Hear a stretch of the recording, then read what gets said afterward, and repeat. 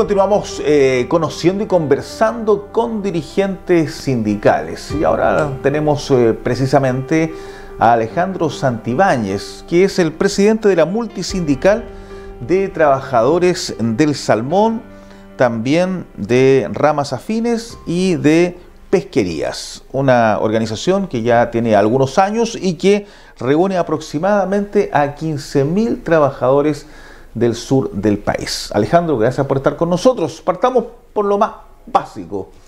¿Por qué decidiste ser dirigente sindical del mundo de los trabajadores? Bueno, antes que todo agradecer la invitación. La decisión de ser dirigente creo que es más que una decisión, fue una opción de vida.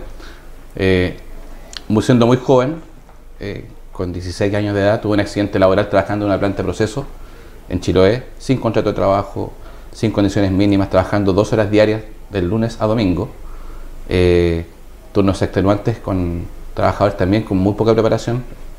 Como te digo, 16 años, tuve un accidente laboral gravísimo y en ese momento la empresa en la que yo trabajaba no se preocupó de mí, y quizás uno desde mi recuperación, mi fijación era que ojalá nadie tuviera un accidente de la gravedad que tuve yo o tenga que pasar por cosas muy parecidas.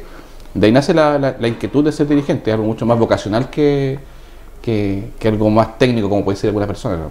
Tiene que ver con lo que a uno le gusta hacer. Y de ahí te motivó entonces a cruzar la línea, te recuperaste, imagino, y comenzaste a trabajar nuevamente. Sí, terminé de estudiar, yo estaba estudiando enseñanza técnica y volví a estudiar al año siguiente, y después hice práctica profesional y me dediqué en ese momento ya a navegar. Yo soy del área marítima.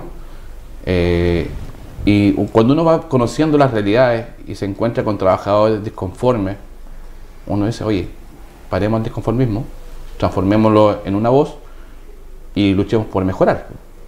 De hecho, siempre lo cuento como anécdota, mi primera negociación colectiva arreglada como dirigente, no pedimos aumento de sueldo, pedimos condiciones. Eso marca una diferencia entre cómo hacer las cosas. Ahora, de que a algunos les gustó y a otros no, es decisión de cada uno. Ahora, evidentemente era otra época, era también otra realidad en nuestro sur del país, sin duda, desde el punto de vista laboral. Sí, y de la protección de los derechos de los trabajadores. Sí, o sea, venimos saliendo desde la dictadura y entendiendo que era muy complicado poder reconquistar algunos derechos laborales y reformular algunos que se habían quedado en el pasado. Sí, la época fue muy dura, sobre todo en plantas de proceso, en el buceo, en el transporte marítimo. Era otra época y creemos nosotros que en el tiempo ha ido mejorando de manera sostenida. ¿Y en qué época te hiciste dirigente entonces? Partí en 2002. El 2002 partí siendo dirigente de una empresa naviera, después formamos la primera federación de sindicatos navieros en 2006 y de ahí saltamos a ser parte de... Yo fui presidente de Conatrasal también, en Chiloé, de la Confederación Nacional de Trabajadores del Salmón, de cual tengo muy buenos recuerdos también. De ahí estuve en la coordinadora, también como vocero, pseudo presidente, y después derivamos a esta multisindical que tiene otro formato, tiene otra figura en cuanto a cómo opera dentro de sus mismas bases. O sea, somos súper lineales en cómo actuamos, la jerarquización se da solamente en los papeles, así que eso también nos da un plus adicional de una forma distinta de hacer sindicalismo. ¿Cuántos sindicatos tienen ustedes adentro? Hoy ya tenemos 36 sindicatos y 2 federaciones. Cuando hablo de 2 federaciones, cada federación también está constituida por 8 sindicatos, en este caso las nuestras. Entonces sumamos 16 sindicatos más pero como entidad de grado superior, obviamente hay sindicatos, federaciones, confederaciones y después las centrales. En este caso tenemos 2 federaciones dentro de la multisindical también. Y en Chiloé, tú eres de allá, ¿cierto? Sí, pues. ¿De qué comuna específicamente? Castro. De Castro, orgulloso de ser chilote y castreño por demás, así que... ¿Y cuántos años estuviste trabajando en el archipiélago? Muy poco, yo vi toda mi juventud de allá, trabajé aproximadamente 4 años allá, y después por temas laborales obviamente derivé acá a Puerto Montt, donde ya llevo hartos años acá, así que me considero un hijo adoptivo de Puerto Montt. Ahora, me imagino que como todo chilote quieres volver alguna vez a tu tierra, porque ese es como el sueño básicamente de quienes viven o han vivido o han nacido en el archipiélago muchas veces, ¿no? Sí, se da, es muy particular con nosotros que somos de la isla. También pasa con los de Isla Paz, con los de Juan Fernández. Todos quieren volver a su isla. Es como algo, como conversábamos antes, el romanticismo de volver a la tierra uno es innegable. Me gustaría a mí con mi familia volver en un momento a Chiloé a vivir. pero eso lo dirá el destino. O sea, hoy día estoy en Puerto Montt, también estoy feliz en Puerto Montt, es una gran capital, falta algunas cosas también acá, pero estamos bien por acá. Tienes 48 años, tienes 2 hijas tú, ¿no? Sí, 2 hijas. ¿Y cómo sientes que ha cambiado el sur a propósito de lo mismo, de la industria naviera, de la industria acuícola, de las industrias que hoy día están ejerciendo funciones productivas en el sur austral? Porque hablemos de los lagos, de Aysén, de Magallanes, que es más o menos parecido. Sí, aquí siempre hay que ser, yo creo que eso marca también la diferencia entre lo que es la multisindical con otros sectores, los cuales también respetamos mucho y nos juntamos también. Pero, perdón, somos súper prácticos en esto. El sur de Chile ha crecido una enormidad gracias a la industria, con todos sus bemoles. Hablamos también de las falencias laborales, ambientales, sociales y de comunidades que en algún momento afectaron mucho la relación y conflictuaron mucho la relación entre los pueblos de acá, me refiero a Puerto Montt, Chiloé, con la industria. Pero sí, o sea, hay que reconocer que el crecimiento no tan solo demográfico en cuanto a la cantidad de gente que ha llegado acá, sino que también a la calidad de los servicios. Hay que recordar que en el año 2000 había una universidad acá, una. Teníamos el hospital base y la clínica Puerto Montt, que en ese momento se llamaba Hospital de la Seguridad. Hay que también hacer historia, hay que también reconocer lo bueno, sin olvidar las cosas malas que se han hecho, o errores cometidos, porque creo que no han sido por voluntad, son errores que se provocan por también la falta de conocimiento y cosas que no tenemos a la vista, digo como industria, que no se han quizás medido en su justa dimensión porque no ha habido parámetros para hacerlo. Pero el crecimiento del sur de Chile ha sido muy potente con la industria salmonera. Ahora, tú trabajaste, imagino, a los 16 años en la época de las jaulas de madera, cuando la tecnología era totalmente distinta en la producción del salmón. Sí, yo recibí un consejo cuando trabajé en la jaula de madera de un viejito y te hacíamos los cambios de red. ¿Eso dónde era? Para que no Salmón Esquellón en Yecaldán Castro. Perfecto. La mítica Salmón Esquellón. Y me dice, nunca se ponga en la mitad de la jaula a levantar malla. Aunque usted tenga muchas ganas, no lo haga. Porque por lo general de cada 10 cambios de malla, 2 se quedarán para adelante y caían los viejos al agua. Entonces, gran consejo de entrada, nunca, siempre en la orilla, nunca en medio. Y sí, era otro tipo de construcciones, era otro tipo de manejo. Comíamos en las bodegas, o sea, sobre las bolsas de alimentos. Ese es nuestro casino. Porque muchas veces las empresas tampoco dan alimentación. Entonces, era otro estándar. Y sí, siempre lo comento, en cuanto a la contaminación o al daño ambiental que pudo generar la industria, también fue responsabilidad de los trabajadores. O sea, no podemos decir que es culpa de la industria que nosotros como personas botemos basura. O sea, no nos dicen boten la basura. O sea, nosotros tenemos que saberlo por formación, por crianza, que botar la basura en la calle o en algún lugar que no es un lugar adecuado es malo. Y lo hicimos, muchos. Y creo que eso también hay que reconocer. No podemos hacer culpa solamente de un tema de daño ambiental a la industria, cuando también los habitantes hemos sido también causantes de ese daño y partícipes. Y muchas veces por comodidad. ¿Y qué piensas de las ONGs, por ejemplo? Que justamente hoy día son muy críticas, y sabemos que hay todo un movimiento muy crítico a lo que tú planteabas recién, a la industria, cómo ha funcionado, cómo ha evolucionado. Aun cuando existe una evolución que tú la reconoces como trabajador, evidentemente que hay problemas ambientales, hay problemas de otro tipo, y que las ONG han criticado públicamente e internacionalmente. Sí, pero antes que eso quiero comentarte en cuanto al crecimiento, y ahí hay que ser bien nobles, porque la nobleza es parte de nuestra esencia también. Mi hija hoy día es matrona, y quizás en una época sin industria no podría haber estudiado lo que estudió. Hoy día tenemos atenciones médicas de alto nivel acá en la región, porque no tan solo por esa industria, la industria trajo desarrollo, trajo gente acá al sur de Chile. Recordemos que hace tiempo atrás se hablaba de Muerto Montt, ¿no es cierto? Una década atrás.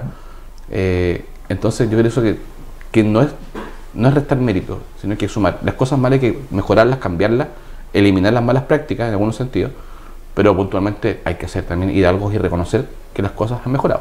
Y en el caso de la ONG nos pasa algo muy patente. Hay ONG que trabajan muy dignamente y que hacen bien la pega. No podemos culparla a todas. Pero hay otras ONG que han tenido históricamente una figura en contra de cualquier modelo productivo. Y acá se les da fácil, porque la industria salmonera es fácil de golpear, porque como se trabaja con seres vivos, una mortalidad de peces puede ocasionarse a causa de un bloom de alga, una enfermedad que no fue pesquisada, y creo que hacen un flaco favor a los verdaderos habitantes de la región, a quienes vivimos de la industria. Y creo que ellos en su negocio, para mí las ONG puntualmente son un negocio. Alguien los financia, lucran. Lo vemos con el tema del cambio climático. Yo soy muy respetuoso del cambio climático, creo que es así también, pero no puedo entender cómo hay empresas que financian este cambio climático entendiendo que son un negocio.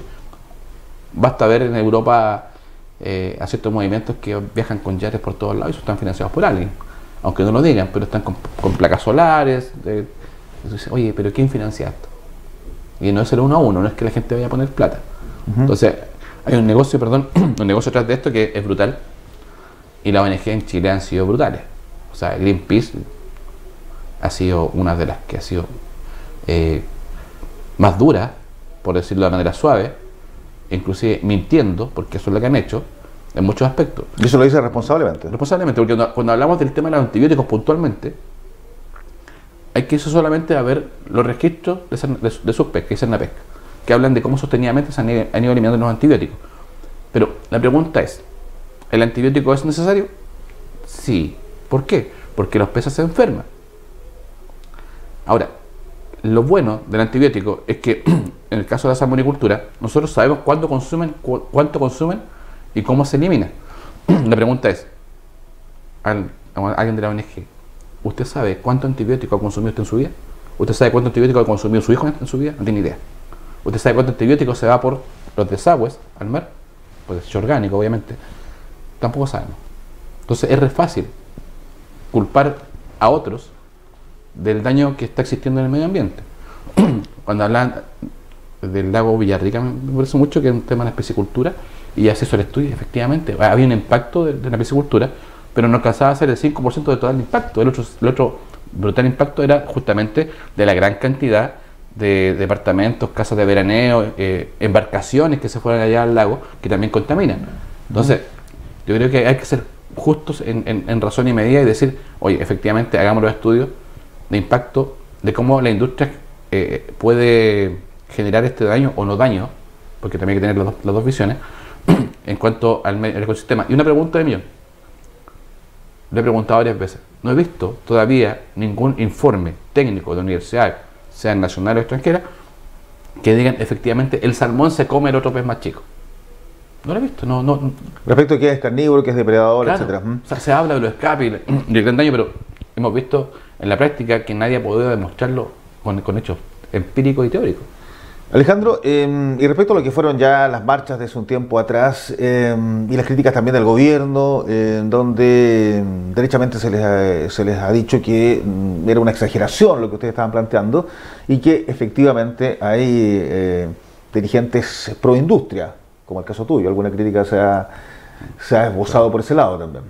O sea, a ver, yo creo que cuando somos dirigentes sindicales trabajamos para nuestros asociados. Nuestros asociados son trabajadores. Mi obligación como dirigente sindical es hablar con nuestras bases, y si las bases me lo piden, hablar con las empresas. El mantener un diálogo con las empresas no significa ser por empresa, significa llevar mi canal de conversación con quien corresponde. Quien nos paga el sueldo no es el gobierno, no es un CEREMI, no es un ministro, es la empresa. ¿Con quién yo debo hablar entonces? Con la empresa. Para solamente para aclarar eso, etiquetarlo. O sea, si un dirigente sindical cree que yendo a la Seremía del Trabajo, al Ministerio del Trabajo, va a solucionar un problema a fondo o un problema práctico de él, está perdido. Ahí se ven temas más políticos y que sí son muy importantes de ver. Pero en esencia, con quien yo tengo que relacionarme directamente es con la administración de las compañías. Y nosotros, como mundo sindical, nuestras dirigencias también funcionan como pseudo-administraciones, por decirlo así. Entonces, cuando se habla de proempresa, si decir, y lo he dicho públicamente, que la industria debe salir de los lugares donde está causando un impacto negativo al medio ambiente e irse a mejores zonas, es ser proempresa, creo que están equivocados. Ahora, yo creo que el gobierno se equivoca, que cuando un dirigente sindical o alguien nos dice lo que ellos quieren escuchar, lo comenté ayer, hablamos de cancelación hacia ese dirigente, lo que ha pasado, y también de negar una realidad.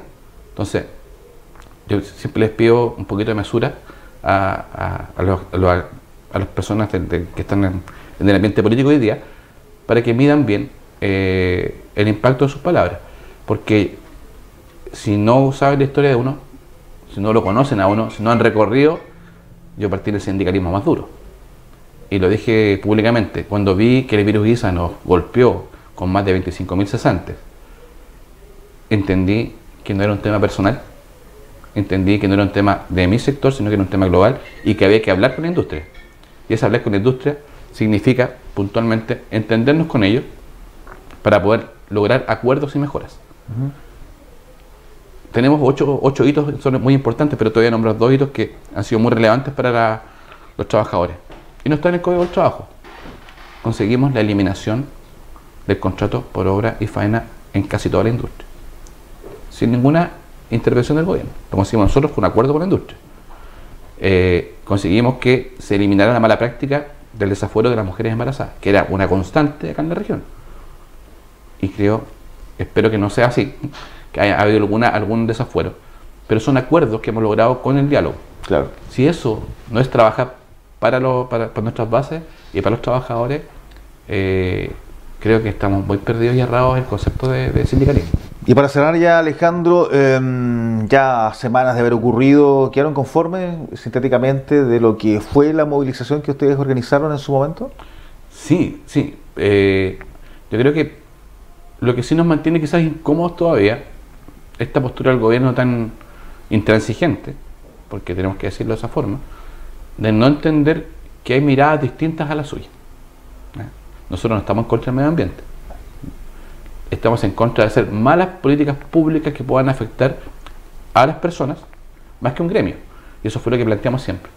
Hoy día creo que entendemos que viene un nuevo escenario. La gente no está tranquila, pero nos preocupa aún más esta tosudez del gobierno de querer eliminar a ultranza a la salmonicultura. Eso no significa que nosotros digamos que la salmonicultura no ha cometido errores. Nosotros lo hemos refrendado públicamente, también en otras marchas, lo hemos encarado también, pero la forma de construir nuestra es distinta a la de ellos. Nuestra forma de construir, me refiero al gobierno, es de construir mediante el diálogo, mediante la conversación, mediante buscar puntos de equilibrio, mejores condiciones.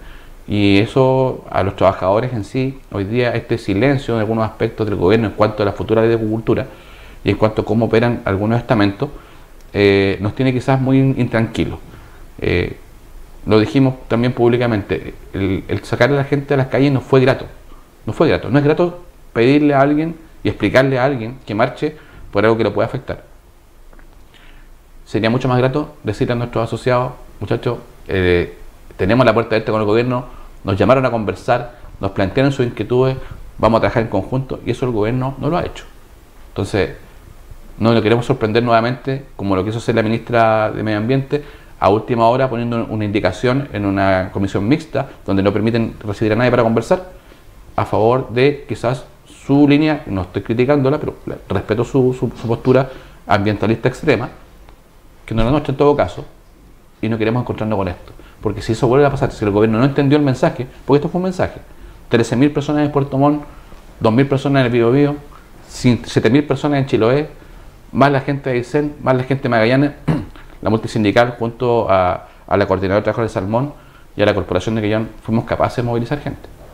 No queremos enfrentarnos nuevamente en esa área, queremos el diálogo, queremos la diplomacia, pero también queremos los acuerdos. Bien, pues, gracias. Hasta una próxima oportunidad, pues, Alejandro, ¿no? Gracias a ti, muy amable. Alejandro Santibáñez, dirigente de la industria, de los trabajadores de la industria del salmón y ramos afines, porque él es el presidente de la multisindical, precisamente, que así se denomina, de trabajadores salmoneros, ramas afines y también pesquerías. Junto a él, le decimos gracias a ustedes también por la sintonía con la televisión regional. Hasta cualquier instante.